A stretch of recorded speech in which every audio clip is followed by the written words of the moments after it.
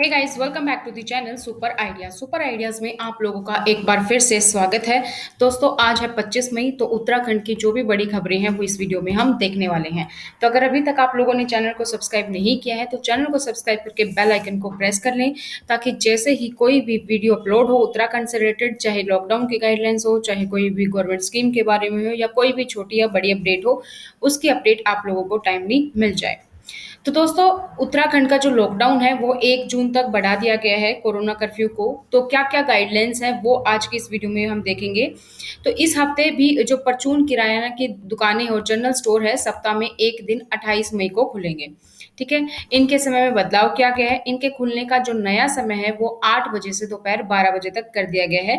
पहले ये समय था सुबह 7 बजे से 11 बजे तक। इसके अलावा कोविड कर्फ्यू के दौरान सार्वजनिक वितरण प्रणाली के खाद्यान्न वितरण को सरल बनाने के लिए राज्य की सभी सस्ते गल्ले की दुकानें कोविड कर्फ्यू की अवधि में सुबह 8 बजे से 11 बजे तक खुली रहेंगी। इसके अलावा फल, सब्जी, डेयरी, दूध, बेकरी, मैन्युफैक्चरिंग, मांस, चिकन, मछली बिक्री, उनके परिवहन, वेयर हाउसिंग संबंधी गतिविधियां भी दैनिक आधार पर सुबह 8 बजे से 11 बजे तक ही खुली रहेंगी। और क्या क्या खुले रहेगा? कोविड सुरक्षा के प्रोटोकॉल का पालन करते हुए पशु चारा, बीज, उर्वरक और कीटनाशक से संबंधित प्रतिष्ठान एवं उनके परिवहन, वेयर हाउसिंग और अन्य संबंधित गतिविधियां दैनिक आधार पर 8 बजे से 11 बजे तक खुलेंगी। होटल रेस्टोरेंट में अभी भी भोजन करने पर रोक बरकरार रहेगी, यानी कि होम डिलीवरी अलाउ रहेगी, लेकिन आप बैठकर वहां पर डाइन इन नहीं होगा। होटल, रेस्टोरेंट, भोजनालय, ढाबे को केवल खाने या अन्य खाद्य पदार्थों की होम डिलीवरी के लिए ही रसोई संचालित करने की अनुमति होगी। इनमें बैठकर भोजन करने पर पाबंदी बनी रहेगी। ऑटोमोबाइल वर्कशॉप्स, ये दुकानें खुलेंगी। ऑटोमोबाइल एक्सेसरीज की दुकानें 28 मई को सुबह 8 बजे से 12 बजे तक ही खुल सकेंगी। होटल रेस्टोरेंट में भोजन करने पर रोक बरकरार रहेगी और आरटीपीसीआर नेगेटिव रिपोर्ट लानी होगी। विवाह समारोह में अधिकतम 20 लोगों की सीमा होगी और आरटीपीसीआर नेगेटिव रिपोर्ट की अनिवार्यता जो है वो बनी रहेगी। तो अगर आप विवाह में भी शामिल हो रहे हैं तो आरटीपीसीआर नेगेटिव रिपोर्ट रखें। 20 लोगों की अनुमति रहेगी। और अगर कोई बाहरी राज्य से उत्तराखंड में अगर आप जा रहे हैं तो 72 घंटे पहले की आरटीपीसीआर नेगेटिव टेस्ट रिपोर्ट अपने साथ रखें, तभी आपको राज्य में प्रवेश की अनुमति मिलेगी। सार्वजनिक परिवहन के अंतर राज्यीय आवागमन 50% सवारी की शर्त के साथ मान्य रहेंगे। तो जो भी बसेस वगैरह हैं, ट्रेन वगैरह है, वो सिर्फ 50% सवारियों के साथ ही चलेंगी। नैनीताल, देहरादून, हरिद्वार, पौड़ी गढ़वाल, नैनीताल, उधम सिंह नगर के मैदानी जिलों में पर्वतीय क्षेत्रों में जाने वाले यात्रियों को आरटीपीसीआर या रैपिड एंटीजन टेस्ट रिपोर्ट अनिवार्य होगी। हरिद्वार में अस्थि अस्थि विसर्जन में 4 लोगों की ही अनुमति है। तो अगर आप हरिद्वार में अस्थि विसर्जन के लिए आ रहे हैं तो 4 लोगों की अनुमति है। आप लोगों का बार-बार कमेंट आता है इसके लिए भी, तो ये भी आप गाइडलाइंस यहाँ पर देख सकते हैं। स्मार्ट सिटी देहरादून के पोर्टल पर पंजीकरण आपको करना है और 72 घंटे पहले की आप आरटीपीसीआर नेगेटिव रिपोर्ट आपको लानी है, तब आप जा सकते हैं। आपातकालीन आवश्यकता में अनुमति किस-किस को मिलेगी? ऑटो और टैक्सी को केवल आपातकालीन उद्देश्य के लिए अनुमति मिलेगी। बीमार व्यक्तियों और उनके परिजनों को डॉक्टर या अस्पताल की पर्ची पर ही आवागमन की अनुमति होगी। स्मार्ट सिटी पोर्टल से ई पास आपको लेना होगा। टीकाकरण और परीक्षण के उद्देश्य से 18 से 45 वर्ष के आयु के लोगों को वैध परिचय पत्र, यानी कि वैलिड आईडी प्रूफ, और आपको पंजीकरण प्रमाण भी दिखाना होगा। होम डिलीवरी को बढ़ावा मिले, इसीलिए स्थानीय विक्रेताओं के माध्यम से फल, सब्जियां, डेयरी, दूध, मांस की होम डिलीवरी के लिए प्रोत्साहित करेगा और उन्हें सुविधा उपलब्ध भी कराएगा। प्रवासियों के लिए अब 7 दिन का आइसोलेशन अनिवार्य है। तो संक्रमण के बचाव के लिए बाहरी राज्यों से आ रहे प्रवासियों को ग्राम पंचायत व ग्राम प्रधान की निगरानी में गांव में स्थापित ग्रामीण आइसोलेशन सुविधा है, वहां पर अनिवार्य रूप से 7 दिन के लिए आइसोलेट रहना पड़ेगा। कोविड के लक्षण न दिखने पर ही वो लोग अपने घर पर जा सकेंगे। विलेज क्वारंटाइन सेंटर का जो भी खर्चा है वो सरकार उठाएगी। तो गांव में ग्राम पंचायतों में संचालित हो रही जो भी क्वारंटाइन सेंटर है उसका खर्च राज्य सरकार राज्य वित्त आयोग से प्राप्त जो निधि है, राज्य आपदा मोचन निधि से उठाएगी। पिछले साल की तरह ही जिला प्रशासन आवश्यकता के अनुसार जिला क्वारंटाइन सेंटरों का संचालन करेगा। व्यापारियों की मांग के अनुरूप मुख्यमंत्री के साथ विमर्श के बाद बाजार खुलने का जो समय है वो 8 से 11 करने का निर्णय लिया गया है। उत्तराखंड के चमोली में निवासियों को भूकंप के झटके महसूस हुए। तो उत्तराखंड के चमोली के निवासियों को भूकंप के बाद उनकी नींद से झटका लगा था। तीव्रता जो है वो 4.3 थी रिएक्टर पैमाने पर, जिसने जिले और इसके आसपास के क्षेत्रों को हिलाकर रख दिया। रविवार आधी रात के बाद राज्य के कुछ हिस्सों में भूकंप के झटके महसूस किए गए। भूकंप का केंद्र जोशीमठ के पास था और इसकी गहराई 22 किलोमीटर थी।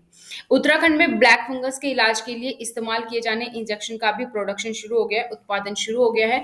तो बढ़ते ब्लैक फंगस के मामलों का सामना करते हुए उत्तराखंड सरकार ने चिकित्सीय रूप से म्यूक्रोमाइसिस की जो नामक बीमारी है, यानी कि जो ब्लैक फंगस है, इसके इस्तेमाल में होने वाले इंजेक्शन के उत्पादन की घोषणा कर दी है। म्यूक्रोमाइकोसिस एक कवक संक्रमण है जो म्यूकर मोल्ड के संपर्क में आने के कारण होता है, जो आमतौर पर मिट्टी, पौधे, खाद, सड़ने वाले फलों और सब्जियों में पाया जाता है। तो अभी तक बीमारी के इलाज के लिए एम्फोटेरिसिन बी इंजेक्शन और एक एंटी फंगल दवा का उपयोग किया जा रहा है। एम्स ऋषि में म्यूक्रोमोकोसिस रोगियों के लिए 100 बिस्तर आरक्षित हैं। विशेष रूप से जो ब्लैक फंगस वाले रोगी हैं, इसकी देखभाल के लिए डॉक्टरों की 2 टीमों का गठन किया गया है, जिसके लिए अलग ऑपरेशन थिएटर भी आरक्षित किए गए हैं। विवादित टिप्पणियों को लेकर आईएमए उत्तराखंड में रामदेव के खिलाफ मानहानि का मुकदमा दायर करने की संभावना है। तो अगर कोई रामदेव जी का रिप्लाई नहीं आता है तो उस पे मानहानि का केस आईएमए उत्तराखंड कर सकता है। उत्तराखंड सरकार कोविड-19 के कारण अनाथ छात्रों को शिक्षा, नौकरी प्रदान करेगा। तो जैसा कि कोविड-19 की दूसरी लहर ने देश में दस्तक दी, बहुत सारे परिवार हैं दोस्तों जो बिना कमाने वालों के छोड़ दिए हैं। उत्तराखंड सरकार ने राज्य में उन छात्रों की मदद करने का फैसला किया जिन्होंने कोविड-19 के कारण अपने माता-पिता को वित्तीय सहायता प्रदान करके खो दिया है। देश में कई राज्य सरकारों के नक्शे कदम पर चलते हुए उत्तराखंड के मुख्यमंत्री तीरथ सिंह रावत ने शनिवार को कोविड-19 महामारी के कारण अपने माता-पिता को खोने वाले बच्चों के लिए शिक्षा और रोजगार के लिए एक योजना की घोषणा की है। इससे पहले भी अलग-अलग राज्यों से ये घोषणाएं हुई हैं। तो उत्तराखंड सरकार द्वारा जो योजना शुरू की गई है, उसके अनुसार जिन बच्चों ने माता-पिता को खो दिया है, उन्हें 21 साल की उम्र तक मुख्यमंत्री वात्सल्य योजना, इस नाम की योजना के तहत 3,000 रुपए का मासिक भत्ता दिया जाएगा। तो ये योजना क्या है, कैसे आप यूज कर सकते हैं, ये सभी की सभी इंफॉर्मेशन आप लोगों तक मिल जाएगी। उत्तराखंड हाईकोर्ट के जस्टिस आलोक कुमार वर्मा जो है परमानेंट जज बना दिए गए हैं और एडवोकेट विकास बहल ये बने हैं P&H हाई कोर्ट के एडिशनल जज। उत्तराखंड में कोरोना की बात करें तो 7,051 मरीज ठीक हुए हैं, 2,071 नए संक्रमित मरीज सामने आए हैं और अब तक 95 की मौत हो चुकी है। उत्तराखंड में कोरोना संक्रमण के मामले धीरे धीरे कम हो रहे हैं, लेकिन मौत के मामलों में कोई भी कमी नहीं नजर आ रही है। उत्तराखंड में ब्लैक फंगस के मरीज भी लगातार बढ़ते जा रहे हैं। अब तक की जो संख्या है वो 118 हो चुकी है। उत्तराखंड में बारिश के बाद मुनस्यारी मिलम मार्ग बंद होने से बीआरओ, आईटीबीपी एवं माइग्रेन पर जा रहे ग्रामीणों की आवाजाही बंद हो गई है, माइग्रेशन पर जा रहे ग्रामीणों की।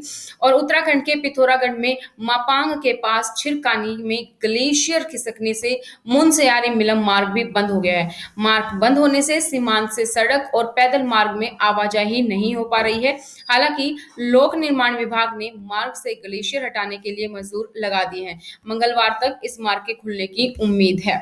उत्तराखंड बोर्ड एग्जामिनेशन की बात करें तो जुलाई के पहले हफ्ते में हो सकती है इंटर की परीक्षा। पैटर्न क्या रहेगा इस पर जल्दी ही फैसला होगा और ये अपडेट आपको इस चैनल के माध्यम से भी मिल जाएगी। तो दोस्तों आज की वीडियो में थे हमने देखी उत्तराखंड की न्यूज़ें। कल फिर देखेंगे कल की क्या रहेंगी उत्तराखंड की प्रमुख खबरें। तो इसी तरीके की अपडेट्स पाने के लिए उत्तराखंड से स्पेशली कोई भी न्यूज़ हो वो आप लोगों तक पहुंचाई जाती है। तो अगर अभी तक भी आप लोगों ने चैनल को सब्सक्राइब नहीं किया है तो चैनल को सब्सक्राइब करके बेल आइकन को प्रेस करना ना भूलें, ताकि जैसे ही कोई नई वीडियो अपलोड हो उसकी नोटिफिकेशन आप लोगों को मिल जाए। तो वीडियो को लाइक और शेयर करें अपने दोस्तों के साथ। आप इसे सोशल मीडिया पर भी शेयर कर सकते हैं, व्हाट्सएप, फेसबुक, इंस्टाग्राम, टेलीग्राम। तो मिलते हैं कल फिर नई न्यूज़ के साथ। तब तक आप घर पर रहिए, ख्याल रखिए अपना, मास्क यूज़ कीजिए, सैनिटाइजर यूज़ कीजिए और हाथों को बार बार धोते रहिए। तो आज की वीडियो में इतना ही, फिर मिलते हैं। Thank you so much, bye bye, take care.